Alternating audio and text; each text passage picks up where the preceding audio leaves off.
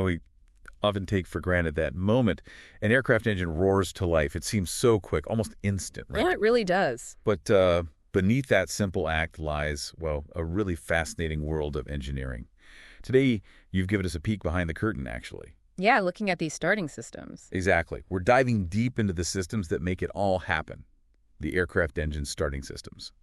You've shared these excerpts from Chapter 5, Engine Starting Systems, and our mission really is to unpack the core principles, the clever solutions, and even some of the surprising challenges involved in getting these incredible machines spinning. And we'll cover both types, the reciprocating engines and the gas turbines. Right. It's about understanding what's truly important in this material without getting completely lost in, the super technical stuff.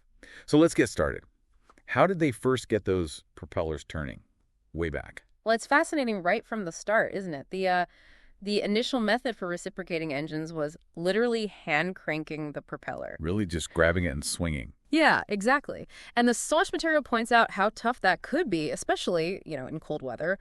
Thick oil, hard to turn. I can imagine. And it wasn't just the effort. The magnetors, they often produced a pretty weak spark at those slow cranking speeds, so you needed workarounds. Oh, okay. Like what? Things like booster coils and impulse couplings. Basically, clever ways to guarantee a hot enough spark for ignition, even when cranking slowly. Ingenious. It's a reminder that even basic tech often has layers of problem-solving built in. And believe it or not, some small, low-powered aircraft still use hand propping today. Wow. Still propped by hand.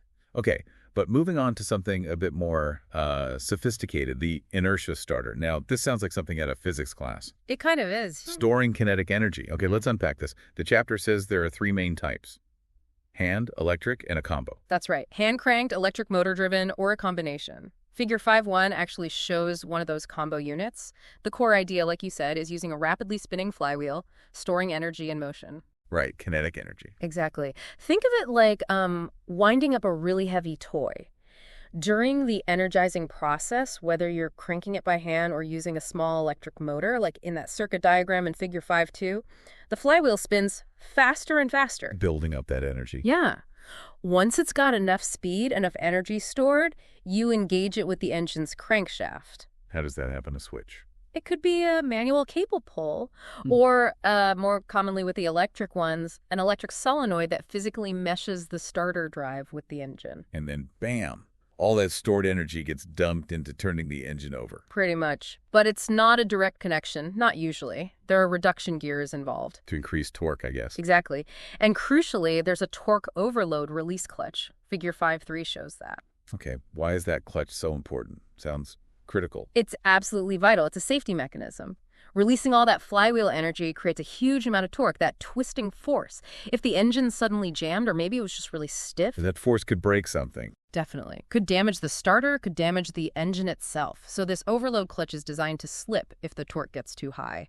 It prevents that mechanical failure. It's a really clever way to manage that powerful energy transfer safely. Makes sense. A built-in safety net.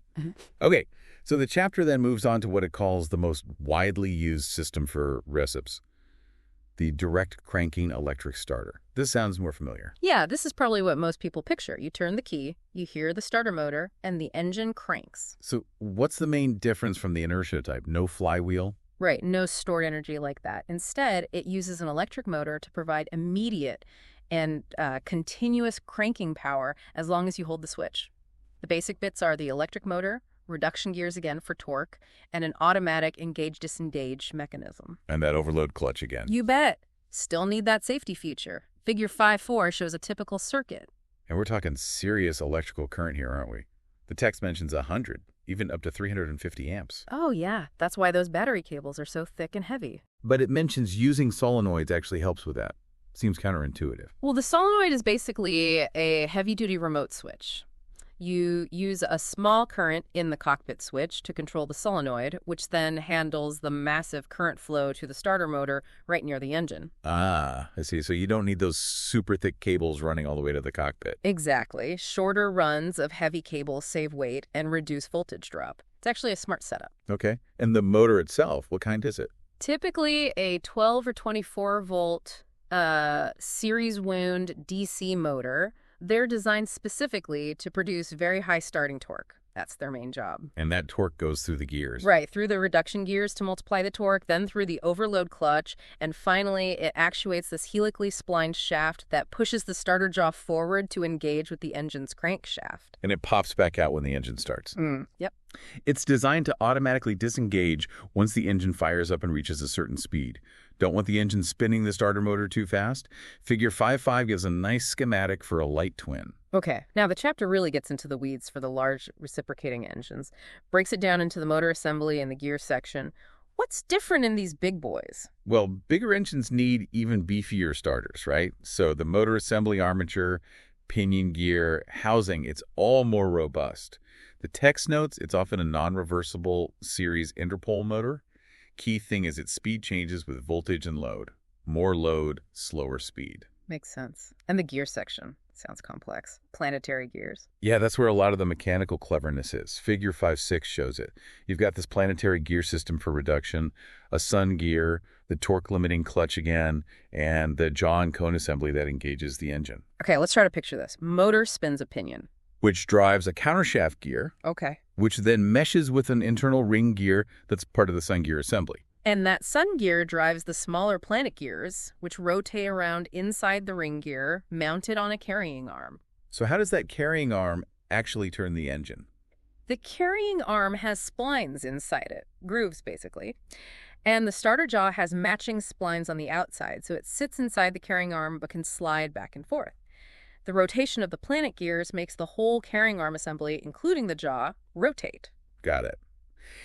And then there's this stack of clutch plates, mentioned steel and bronze, and a spring.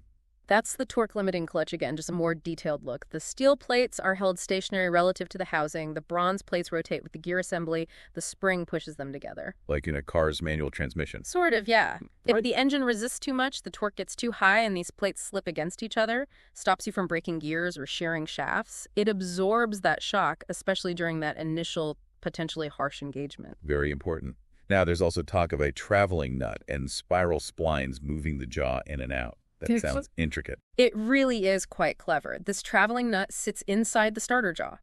It has internal spiral splines that match external spiral splines on an extension of the sun gear shaft. Okay. Still with you. Because the sun gear shaft is spinning much faster than the jaw initially, this difference in speed, acting on those angled splines, forces the nut and the whole jaw assembly with it to move forward along the shaft, like a screw thread. So the rotation difference creates linear motion to engage the jaw. Exactly. And a jaw spring helps maintain contact. Then, once the engine starts and spins faster than the starter jaw... The jaw gets pushed back. Right. The teeth on the engine side gear often have ramps on them. These ramps push back against the starter jaw teeth, forcing the jaw assembly backwards against that jaw spring, and it disengages. Wow, that's brilliant. Using the speed difference in ramps. Elegant. It really is. The chapter also mentions control switches, like in Figure 5.7, and really stresses those starter limits. You know, crank for a minute, cool for a minute, then maybe cool for 5 minutes. Why so strict? Heat. Simple as that. Cranking an engine draws enormous current through the starter motor, and that generates a lot of heat in the windings. Right. If you just keep cranking without letting it cool down, you can literally cook the motor. Melt insulation, damage components. Those limits are there purely to prevent overheating and ensure the starter lasts. Okay, critical stuff. Now, shifting to smaller aircraft, direct cranking again. But it mentions manual and automatic engagement. Manual, like pulling a handle. Pretty much, yeah. Figure 5.8 shows it. You have a knob or handle in the cockpit connected by a flexible rod or cable to a lever on the starter itself. And pulling it does what? It physically moves the starter drive pinion gear to mesh with the engine's ring gear. At the same time, that lever movement usually closes the electrical contacts for the starter motor. So mechanical engagement first, then electrical power. Right. And there's an overrunning clutch in there too, so when the engine starts, it doesn't try to spin the starter motor too fast. You let go of the handle, a spring pulls it back, disengaging the pinion and opening the switch. The adjustment is key. Make sure the gear engages fully before the switch closes. Makes sense. And the automatic ones. More like a car ignition. Exactly. Push a button or turn the key, and an electric solenoid gets energized. And the solenoid does the work. Yep. It closes the heavy-duty contacts to power the motor, and often the initial rotation of the motor itself helps engage the drive gear through that overrunning clutch, sometimes using worm gears for more reduction. Okay, and there are variations. Right-angle drives engaging the prop hub. Yeah, different configurations depending on the engine setup. Figure 5.9 shows a right-angle drive. Figures 5.10 to 5.12 show systems where the starter actually engages a ring gear right on the propeller hub. But the principle is similar: electric motor, engagement mechanism, overrunning clutch, and those all-important operating limits and cool-down periods apply here too. Right. Now, maintenance. Like any system, these need looking after. The chapter mentions replacing brushes, cleaning commutators. Standard electric motor maintenance, really. Brushes wear down, they conduct the current to the rotating part, the commutator. Replace them when they're about half worn.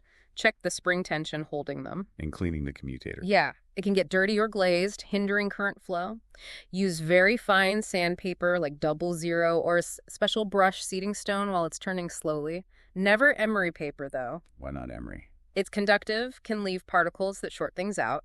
If the commutator is really rough or out of round, it needs to be turned down on a lathe, and then you have to undercut the mica insulation between the copper bars. Okay.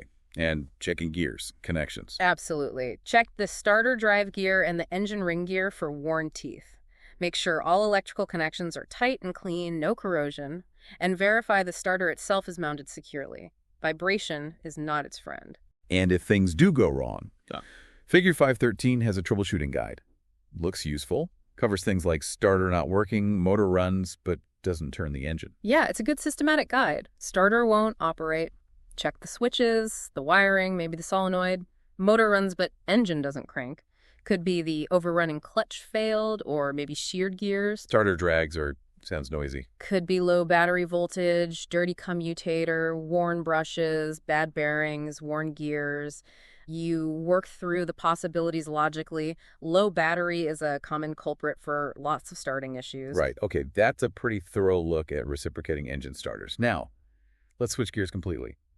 Gas turbine engines. Big difference here. The chapter kicks this off by saying turbines have different needs. They need to get spun up to a certain speed just for airflow before ignition, right? And then keep accelerating. That's the critical difference. A recip starter just needs to get the engine through a couple of compression strokes to fire. A turbine starter has a much bigger job. How so? It needs to accelerate that big compressor rotor, sometimes multiple stages of them, fast enough to get sufficient airflow through the engine for combustion to even be possible. Okay. Then, once you introduce fuel and ignition, the light up, the starter keeps assisting. It has to help the engine accelerate past that initial combustion point up to a speed where the turbine is producing enough power to drive the compressor on its own. That's the self-sustaining speed. So it does more work for longer. Much more. Figure 514 shows that typical sequence. If the starter cuts out too early, you can get a hung start where the engine lights but doesn't accelerate, or even a hot start where temperatures get dangerously high because there isn't enough cooling airflow yet. So the starter's role is absolutely critical. Gotcha. And the types of starters are different too. Electric motors, starter generators, and air turbine starters, plus some others. Yeah, those are the main ones for turbines. Electric motors, similar in principle to the direct cranking ones, but often bigger. Cool. Starter generators, which are very common. And air turbine starters, especially on larger engines. What about those other types mentioned? Cartridge pneumatic. Sounds dramatic. It is. Figure 515 shows one. It can use either high-pressure compressed air or a propellant cartridge, like a giant shotgun shell, almost. Seriously? Yeah. You load the cartridge, close the breech, fire it electrically. The hot gas produced rushes through nozzles and spins a small turbine geared to the engine. High power, no external source needed, but yeah, dramatic. There's a relief valve for safety. Wow. Okay. Air impingement. That sounds simpler. It is. Basically just blasting jets of compressed air directly onto the compressor or turbine blades to get them moving, usually only for smaller engines. Right. Now, the common ones. Electric and starter generators. Direct cranking electric is mainly for smaller turbines, like APUs. Yeah, auxiliary power units or small turboshaft engines. For the main engines, especially on larger aircraft, you more often see starter generators or air turbine starters. What's the big deal with starter generators? Yeah. Why combine them? Weight and space. It's a huge win. Instead of having a separate starter motor and a separate generator, you combine both functions into one unit. So it starts the engine, then switches to making electricity. Exactly. It's permanently connected to the engine gearbox. acts as a motor to start, then once the engine's running, control circuits reconfigure it, and it becomes a generator powering the aircraft's electrical systems. Figure 516 shows the basic idea, a shunt generator with an extra heavy winding for starting. That's really neat. How does it manage both jobs electrically? Different windings. Precisely. Figure 517 shows the internal circuit. For starting, it uses a heavy series field winding the cease field, along with compensating and commutating windings, all in series. This gives you that massive starting torque. The shunt field isn't really doing much then. Okay, high torque mode. Then, once it switches to generator mode, the heavy C field is taken out of the circuit. Now, the shunt field winding is the main player, used for voltage regulation. The compensating and commutating windings are still used, helping ensure smooth, spark-free generation. It's a really elegant, dual-purpose design. Very clever. And the external circuit often has this undercurrent controller. What's that for? Figure 518 shows one. Ah, yes. The undercurrent controller is basically the brain during the start sequence for these systems. Its main job is to make sure the starter keeps motoring until the engine is definitely fast enough to run on its own. How does it know? It monitors the electrical current going to the starter motor. When you first engage the starter, the current draw is very high, hundreds, maybe over 1,000 amps peak. Right. The controller has relays inside. When you hit the start switch, it energizes the main starter relay, the ignition system, and often disconnects the battery from the main bus because the draw is so high. A key part is the undercurrent relay itself. It's held closed by that high starting current. So even if the pilot lets go of the start switch. The undercurrent relay keeps everything powered starter, ignition, as long as the current stays high. And when the engine speeds up. As the engine accelerates, the load on the starter motor decreases, and so does the current draw. When the current drops below a preset threshold, maybe around 200 amps like the text says, the undercurrent relay opens up. Cutting everything off automatically. Exactly. Cuts power to the starter motor relay, cuts the ignition. The start sequence is terminated automatically because the controller knows the engine should be self-sustaining by then. There's usually a manual stop switch too, just in case. Smart system. And again, Figure 519 gives troubleshooting tips for these starter generators. Yeah, similar logic. Engine won't rotate. Check power, relays, switches. Maybe the drive shaft inside sheared, starts but won't accelerate. Could be low voltage to the starter, or maybe an ignition problem or a fuel control issue. You follow the symptoms. Okay. Now the last major type, air turbine starters. High torque, lightweight. Sounds like the preferred choice for bigger engines. Often, yes, they pack a lot of punch for their size and weight. Significantly lighter than an equivalent electric starter, usually. Figures 521 and 522 show cutaways. What are the main parts? You've got a small turbine wheel, usually axial flow, a reduction gear train, because that turbine spins incredibly fast, and a clutch mechanism to engage the engine. And the power source is just air. High-pressure compressed air, yeah. It can come from a ground supply cart, the aircraft's own APU, or you can cross-bleed air from an engine that's already running. Figure 520 shows those sources. What kind of pressure are we talking? Typically in the 30 to 50 psi range at the starter inlet. Getting enough air pressure and flow is obviously critical. But how does the air make it spin? The compressed air enters the starter housing, gets directed by nozzle vanes onto the turbine rotor blades, making the rotor spin at very high RPMs. Like a mini jet engine spinning another jet engine. Kind of, yeah. That high-speed rotation then goes through the reduction gearbox, planetary gears usually, which slows the speed way down but multiplies the torque enormously. And the clutch. Usually a Sprag clutch, similar to the overrunning clutch idea. It engages automatically when the starter turbine starts driving the output shaft. But, crucially, if the engine starts and its speed exceeds the starter output speed, the clutch automatically disengages or overruns. Preventing the engine from driving the starter into oblivion. Exactly. It's a one-way drive. And there's usually a speed sensor, like a rotor switch actuator, that detects when the starter reaches its cutout speed. That signals a valve to shut off the air supply. The chapter also mentions details like a containment ring in the turbine housing. For safety. Absolutely vital. If that little turbine wheel fails at high speed, you want those fragments contained inside the starter casing, not flying out into the rest of the engine compartment. Good point. And the transmission housing holds oil. Yeah, the gearbox needs lubrication. It has its own oil supply, usually the same type of oil the main engine uses, but it's self-contained. You check the level with a sight glass, inspect a magnetic drain plug for metal chips, signs of wear. And how is the air supply controlled? Bleed valves, start valves. Right. You don't just dump 50 psi air straight from the APU into the starter. There's usually a pressure regulating and shut-off valve first, often called the bleed valve. Figures 523, 524 show one type. What to do?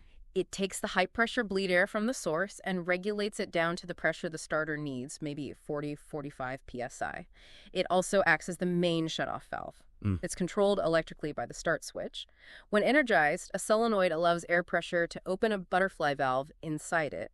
It regulates using downstream pressure, feeding back to a bellows mechanism. Clever. And the start valve.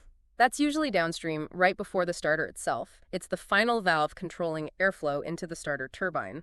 When the start sequence is initiated, both the bleed valve and the start valve open.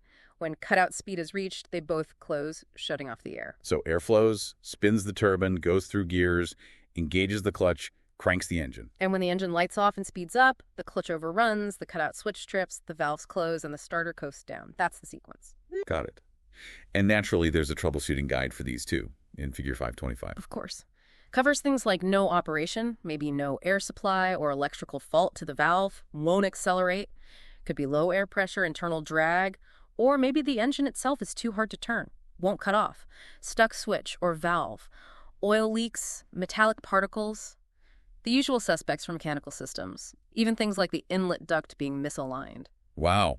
Well, that really was a deep dive into aircraft engine starting systems. Quite the journey from hand cranking Definitely. to these incredibly powerful air turbine starters. It's really clear there's just a huge amount of clever engineering packed into getting these engines turning. A lot goes into that seemingly simple moment. Yeah. I mean, things like those clutch mechanisms preventing damage, that was fascinating. And the dual role of starter generators, brilliant efficiency. Yeah. And the sheer power to weight of the air starter. They really are impressive pieces of machinery.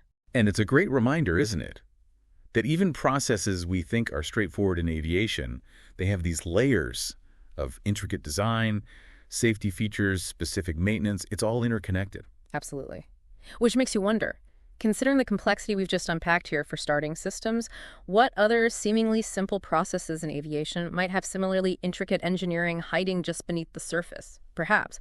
Maybe the fuel systems, how they manage fuel balance and delivery, or even the flight control surfaces might be worth a closer look sometime.